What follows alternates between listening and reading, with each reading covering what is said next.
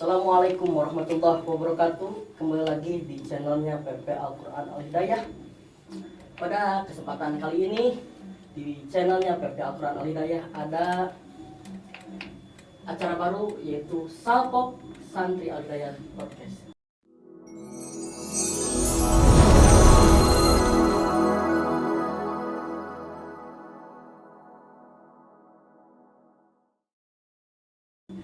Pada kesempatan kali ini tentunya saya tidak sendiri, akan ada narasumber yang akan didatangkan.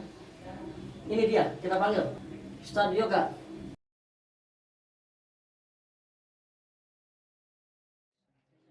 Assalamualaikum Ustadz Yoga. Waalaikumsalam warahmatullahi wabarakatuh. Gimana kabarnya Ustadz? Alhamdulillah baik, alhamdulillah. Gimana Ustadz kabarnya? Alhamdulillah baik. Inilah penonton, inilah sosok Ustadz Yoga. Beliau santri yang sangat, masya Allah, sangat pintar, orangnya bijaksana. Saat beberapa waktu ke depan kita akan bertanya-tanya kepada Ustadz Yoga. Gimana sekarang Ustadz, kegiatan apa yang sedang dijalankan sekarang? Sekarang memang kegiatan lebih fokus ke menata masa depan. Subhanallah Ustadz. Ini Ustadz, boleh kan kita sharing sambil bertanya. Ustadz, kalau boleh tahu nih, kan orang-orang itu gak tahu ya, gak tahu itu siapa sih Ustadz Yoga gitu, kapan sih masuknya ke sini? Nah, kalau boleh tahu nih Ustadz, kapan sih pertama datang atau pertama mondok di Al-Hidayah? Dulu saya pertama mondok ke Pondok Pesantren Al-Quran Al-Hidayah pas akhir tahun 2011. 2011, wow. Udah lumayan lama. Iya, subhanallah. Berarti sekarang kan tahun 2012, hampir 12 tahun ya Ustaz? Kurang lebih 12 tahun. Subhanallah. Memang dari dulunya saya itu kan dari kelas 3 SD juga, alhamdulillah gitu ada keinginan mondok di pondok pesantren. Subhanallah, mulia sekali Ustaz juga ini. Alhamdulillah. Jadi jarang-jarang loh anak kecil dari kelas 3 SD. Iya. Sudah punya cita-cita itu kan, mungkin cita-cita ya, udah keinginan untuk bermondok. Masya Allah. Ustadz, motivasi atau pendorong yang Ustadz Yoga ingin ke Al-Hidayah, padahal kan pondok-pondok di luar itu banyak tuh, kenapa kok memilih Al-Hidayah itu? Alasan kuatnya itu. Sebelumnya saya perkenalkan diri dulu, saya berasal dari Raja Desa Tanjung Sari, Kubang Sari. Dulu pas saya waktu kecil, almarhum ya almarhum pendiri Pondok Pesantren Al-Quran Al-Hidayah, dulu kan sering sekali pengajian-pengajian, undangan-undangan ke daerah saya. Terus bahkan dulu itu jadi almarhum itu Akang. Jadi lama mengajar di kampung halaman saya, gitu. Jadi dari kecil saya itu sudah terbiasa mendengarkan suaranya. Terus saya juga kan kalau di bidang suara gak ada, nah gitu. Saya tertarik melihat sosok almarhum itu sosok yang luar biasa gitu, dalam bidang ilmu, terus dalam bidang sikap kepribadiannya, dan mungkin itu yang menjadi dorongan motivasi saya untuk faktor alasan untuk saya berangkat atau mondok di Pondok Pesantren Al-Quran Al-Hidayah. Iya. Jadi faktor alasannya itu. Jadi waktu dulu itu almarhum Akang itu sempat mengajar di kampung halaman Ustadz Yoga. Iya, Ustadz Yoga. Katanya lagi nih, Ustadz Yoga itu pernah menjabat sebagai rois. Nah, itu. Kapan itu Ustadz Yoga menjabat sebagai rois? Tahun berapa sih? Dulu kalau tidak salah itu tahun 2016 akhir. 2016-2017an lah. Saya ditunjuk sebagai rois gitu ya. Dan bagi saya rois itu bukan jabatan lah. Kalau pribadi saya adalah suatu beban. Namun kalau untuk ditunjuk sama guru, sama almarhum Akang gitu, itu adalah sebuah penghargaan, penghormatan. Tapi bagi hati kecil saya itu adalah beban. Kenapa beban? Ya kan namanya juga rois itu adalah kepala. Jadi bagaimanapun juga santri gitu kan, mau bagaimanapun juga pasti yang disorot itu adalah rois. Yang pertama kali dilihat itu adalah rois. Dan bagi saya itu adalah beban dan sekaligus penghormatan. Jadi Ustadz Yoga itu menjabat sebagai rois dari 2016 sampai 2016 sampai tahun sekarang tahun sekarang 2022 berarti ya. 5 tahun ya? 5 tahun. Wow, amazing, subhanallah sekali ya, saudara. Ini dulunya itu kalau kalian pengen tahu itu sekarang dari pertama Ustadz Yoga 2017 sampai sekarang itu perbedaan banyak sekali. Kalau kalian pengen tahu dulu yang tadinya itu Ustadz Yoga kering kompak, sekarang alhamdulillah sekali. Nanti kalau mau lihat di layar ya, media nanti. Ya. Waktu Ustadz Yoga menjadi rois itu adanya jadi roisnya itu dipilih atau ditunjuk, kalau boleh tahu. Dulu itu saya diangkat jadi rois itu jadi ditunjuk oleh almarhum, oleh pengersa. Kesannya selama menjadi rois itu kan pasti ya ada sedihnya, bahagianya. Apa sih kesan-kesan, pengen tahu nih? Kesan-kesan kan tadi juga udah udah dijelaskan. Kalau rois itu kan mau gimana juga itu santri, mau bagus mau gimana pasti yang pertama kali disorot itu adalah rois. Dan bagi saya kesan-kesan menjadi rois satu kan adalah untuk proses mendewasakan diri. Yang kalau boleh tahu saya itu di keluarga itu bungsu. Oh, Kalau sama. bungsu itu anak terakhir. Iya, sama, berarti sama. Kalau anak bungsu itu identiknya dengan sikap yang manja. Betul manja. Sekali. Jadi ketika saya ditunjuk oleh almarhum, oleh guru gitu kan untuk jadi rois. Nah, di sana secara tidak langsung saya itu harus dipaksa untuk dewasa dan mengeluarkan pendapat, memutuskan suatu perkara itu kan harus dipikirkan secara matang-matang. Jangan merugikan satu sama lain gitunya. Jadi bagi saya alhamdulillah kesan-kesan menjadi rois jadi dibuat untuk jadi proses kedewasaan lah gitu. Bagi saya mah hanya itu saja gitu Ustaz. Jadi kan saya itu mondok bukan jabatan, bukan pangkat yang dicari. Hanya saja yang saya cari itu adalah ridho guru dan ridho Allah Subhanahu wa taala. Jadi Masya Allah. ketika guru mempercayai menjadi rois, hanya saja itu adalah suatu kendaraan untuk menuju kedewasaan saya. Ya. Nih Ustaz, saya mau bertanya nih. Kita kan tadi udah profil Ustadz, profil Ustadz Yoga ya. Ustadz Yoga dari pertama mondok sampai diangkat menjadi rois di Pondok Pesantren Al-Quran Al-Hidayah. Ini kita bertanya lebih ke tentang kepesantrenan Ustadz. Insya Allah. Di sini pesantren khusus Al-Quran ya Ustadz. Iya, khusus Al-Quran. Yang dibesarkan itu apa sih Ustadz? Kalau yang dibesarkan yang saya ketahui kan selama saya mondok dari tahun 2011. Yang dibesarkan di Pondok Pesantren Al-Quran Al-Hidayah sama seperti judulnya di belakang Al-Hidayah itu adalah Pondok Pesantren Al-Quran gitu. Jadi yang dikedepankan, yang diunggulkan, yang prioritaskan di pesantren ini adalah ulumul Quran. Bidang tilawah, bidang murotal dan ulumul Quran, fan tajwid gitu yang dikaji di Pondok Pesantren Al-Quran Hidayah. Nih untuk teman-teman yang di luar sana, penonton mungkin pengen tahu nih sekelumit tentang Pondok Pesantren Al-Quran Al-Hidayah. Namanya kan Pondok Pesantren Al-Quran Al-Hidayah. Apakah yang diajinya hanya Al-Quran atau ada yang lain? Mungkin pengen tahu nih supaya teman-teman yang di luar sana juga tahu. Iya.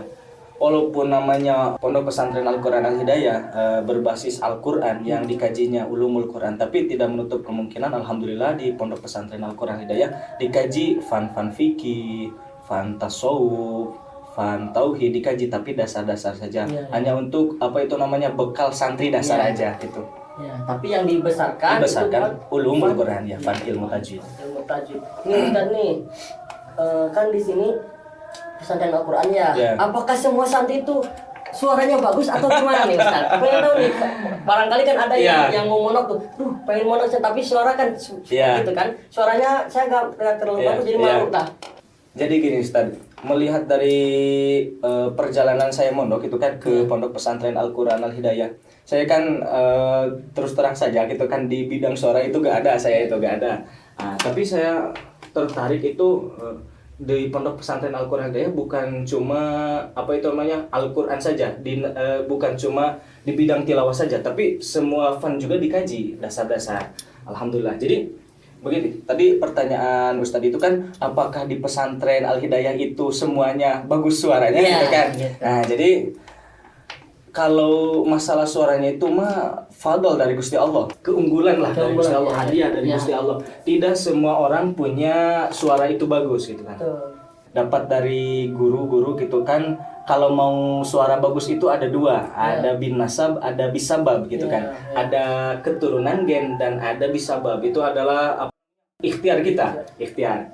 Satu ada bisabab, ikhtiar. Jadi kalau tadinya suaranya singkang juga, kalau ada keinginan, kemauan, dibarengan dengan ikhtiar, insya Allah, gitu insya Allah. Dan kedua ada bin nasab, ada gen, ada keturunan. Itu mah udah murni. Jadi padol dari Gusti Allah, keunggulan dari Gusti Allah. Jadi turunan-turunan dari bapak kita, kakek kita, sampai ibu kita. Iya, betul. Jadi tidak semuanya di pondok pesantren Al-Qur'an Hidayah bagus suaranya. Jadi begini Ustaz, cara memuliakan Al-Qur'an itu bukan hanya dengan cara tilawah saja gitu kan. Banyak cara-cara untuk memuliakan Al-Qur'an. Di antaranya kita kan mengkaji ulumul Quran, ilmu tajwid, memperdalam. Untuk apa? Ya untuk memulai Al-Qur'an, untuk apa itu memuliakan Al-Qur'an gitu. Supaya pembacaan Al-Qur'an itu bagus, gitu baik, bagus. Meskipun ada hadis di Al-Qur'an bi aswatikum. Iya, tapi kan di Al-Qur'an ada waratil Qur'ana tartila gitu kan. Jadi percuma suara bagus tapi bacaannya itu kan ya terkadang ada begini ya Ustaz, suaranya itu biasanya tapi makhraj sifat bagus itu. Ada juga yang suaranya bagus tapi makhraj sama sifatnya amburadul gitu kan. Iya betul. Jadi yang lebih enak itu yang lebih enak berarti suaranya bagus, makhrajnya bagus. Juga bagus. Oh, jadi di sini jadi teman-teman bukan hanya untuk bertilawah tapi diperdalam juga ilmu tajwidnya. Perdalam ilmu tajwid. Terkadang kan itu terkadang orang ada yang suaranya bagus tapi makhraj atau sifatnya belum bagus mungkin ya. Belum bagus. Terus Ustadz nih, saya pengen tahu nih, apakah penting untuk orang belajar ilmu tajwid? Kalau melihat dari hukum kan ngaji ilmu tajwid itu fardu kifayah ya Ustadz. Kalau ada di satu kampung itu ada satu orang perwakilan untuk mengaji ilmu tajwid kan sakotol haroju anfilil bagi itu kan jadi bebas dosa, semuanya bebas dosa, tidak apa itu namanya tidak dosa gitu kan. Kalau sudah ada satu orang perwakilan ngaji ilmu tajwid fardu kifayah. Tapi kalau untuk ngaji Quran, ngaji pakai ilmu tajwid itu kan fardu ain. Jadi layas kutul harujan fil baqi. Ketika seseorang mau mengaji Quran pakai ilmu tajwid itu adalah fardu ain. Wajib untuk diri sendiri gitu. Dalam usul fikih kan dijelaskan ketika suatu perkara menyempurnakan perkara wajib bahwa wajibun perkara tersebut itu adalah wajib. Gitu.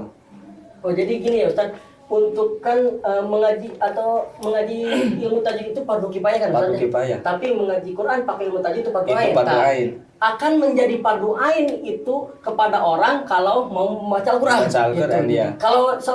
Kalau semasa hidupnya tidak akan membaca Al-Qur'an mungkin jadi fardu kifayah. Tapi masa itu umat Islam nggak membaca Al-Qur'an gitu kan. Itu kan kitab suci kita ya. Kitab suci. Jadi gitu. Jadi meskipun fardu kifayah tapi kalau orang itu pengen membaca Al-Qur'an dengan baik bisa menjadi fardu ain. Terus Ustaz gini Ustaz. Kan di dalam tajwid itu kan ada ada makhraj, ada sifat, ada hukum-hukum ya. Ada hukum. Terus pasti banyak orang yang bertanya gini, gimana nih kalau misalkan ada orang itu yang pengen baca Al-Qur'an tapi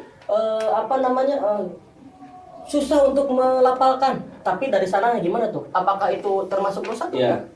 Kalau ada contohnya itu seperti yang cadel ya, kalau bahasa di kita mah cadel gitu, tidak bisa melafalkan ro kan ro. Karena ro itu disifatan oleh sifat takrir ya. Takrir itu ada menggetar gitu kan, ada getaran. Jadi ketika ada orang yang cadel itu susah untuk melafalkan huruf ro. Kalau semasa hidupnya itu orang ada ikhtiar yang maksimal dalam arti dia itu mengkaji ilmu tajwid, belajar ke guru yang mempunyai sanad, Terus itu mah takdir dari Allahnya gitu, tidak bisa melafalkan roh dalam arti apa itu namanya tidak maksimal. Nah itu mah tidak jadi dosa, tidak jadi masalah. Asalkan beliau itu udah ada ikhtiar sorogan ngaji ke guru yang udah mempunyai sanad gitu. Jadi gitu ya Ustaz. Ketika seseorang ingin atau sudah berusaha semaksimal mungkin tapi hasilnya nihil gitu ya mungkin dikarenakan kan keterbatasan ya.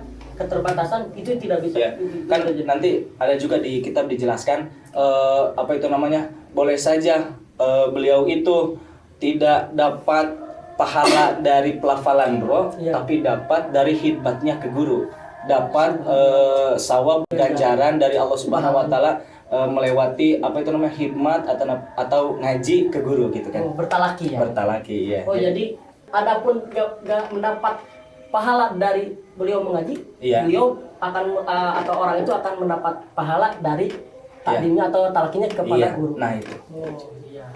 Terus Ustadz ini di sini, apakah ada latihan khusus untuk santri-santri yang ingin menjalurkan menjalurkan bakatnya? Ya, ada, tentu saja ada gitu kan. Di sini Al-Qur'an Al-Hidayah tentu saja ada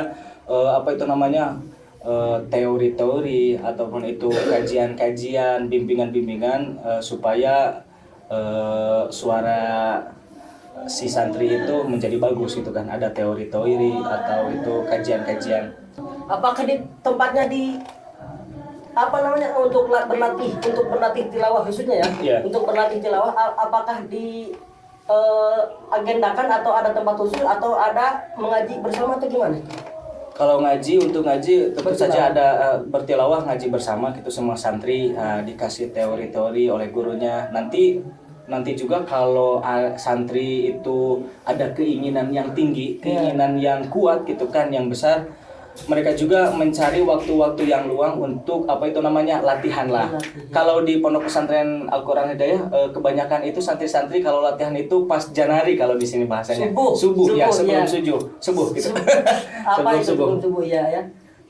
Kan biasa kalau santri itu kan sebelum tidur itu di aqua itu ada air ya. Ngibun kalau bahasa di sini. Ngibun ya. Air kemarin ya.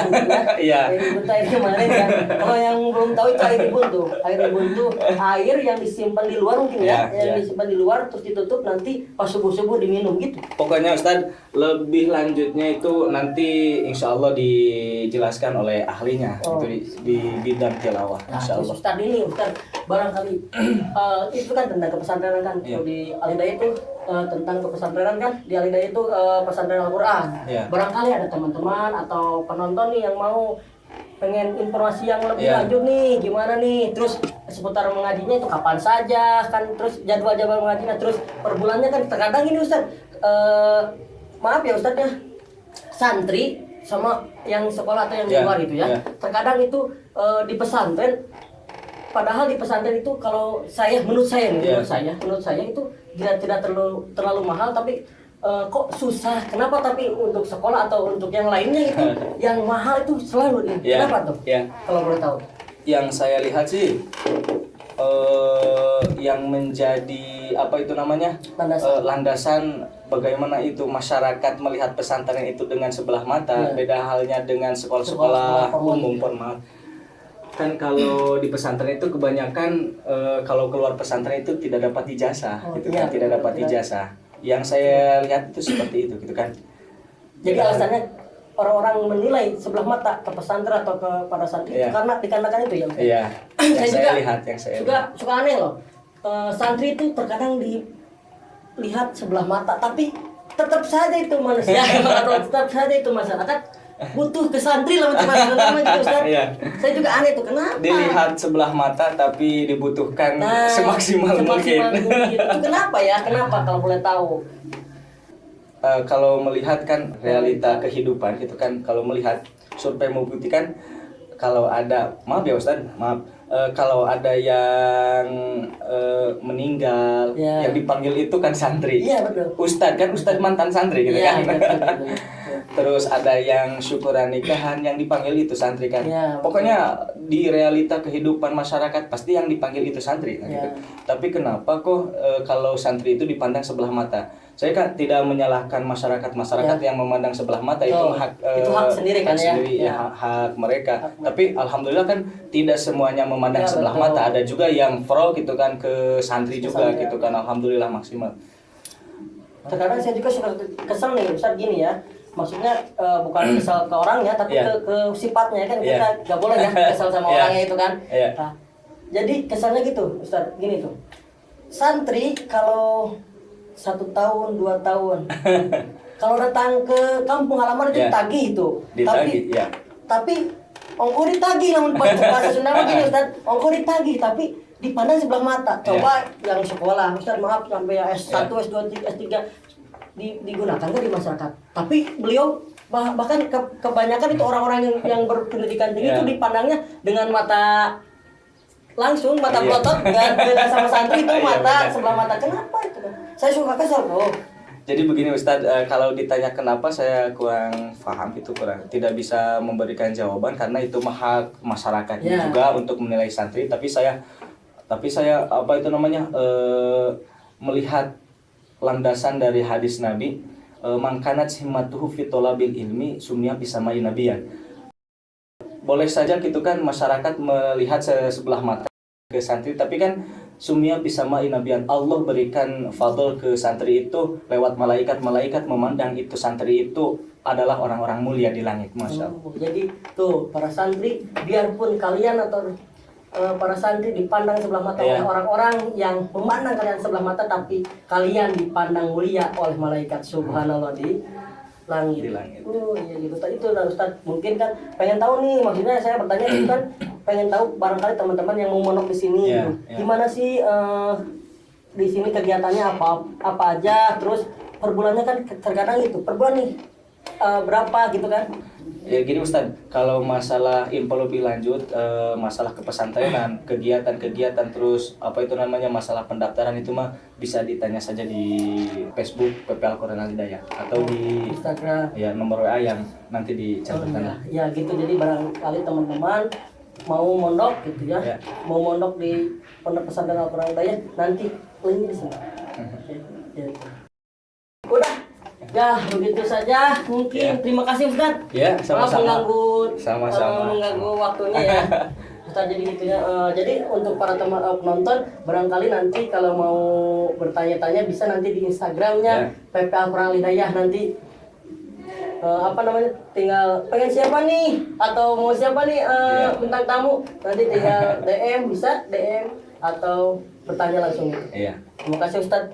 Siap, sama-sama. Tapi sebelumnya jangan lupa, sebelum ditutup, jangan lupa like, comment, and subscribe channel PP Al Quran Al Hidayah. Terima kasih. Assalamualaikum warahmatullahi wabarakatuh.